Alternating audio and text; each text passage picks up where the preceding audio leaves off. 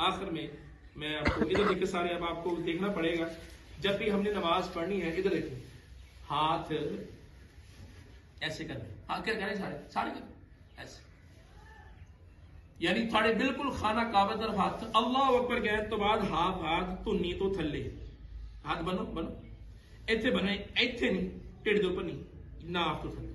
देखना कितने जिथे तुम सजदा करना। उस तो बाद सुबहानक अल्लाह इमाम के पीछे पढ़नी है, सुबहानक अल्लाहुम्मा व बिहम्दिका व तबारक अस्मुका व तआला जद्दुका व ला इलाहा इल्ला, इन्हें पढ़ना, बाकी इमाम साहब पढ़ोगे। उस तो बाद इधर देखो रुकू दे विच जाना वा, रुकू जो जाना वा ऐ नहीं बल्कि हाथ ऐसा किते आ घुटने नूं पकड़ लिया, आ दोने अंगूठे जो इंसान की जान निकलनी ना, आ नाखरां दे विचों उन्हें मौत दे फरिश्ते ने करनी, नाखन ने ना नाखन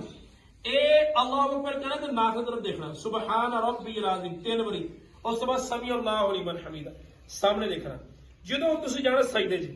सजदे किस तरह जाना कोई ऐ जाना देखो, ये गलत है, बल्कि तुम समी अल्लाहु लिमन हमीदा पहले 7 हड्डियां, पहले घुटने लगोगे,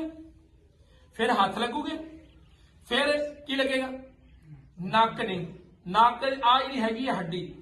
सॉरी नोक आ हड्डी ये ना लगी तो नमाज नहीं होनी, ये आ लगेगी, उस तो बाद मत्था लगेगा।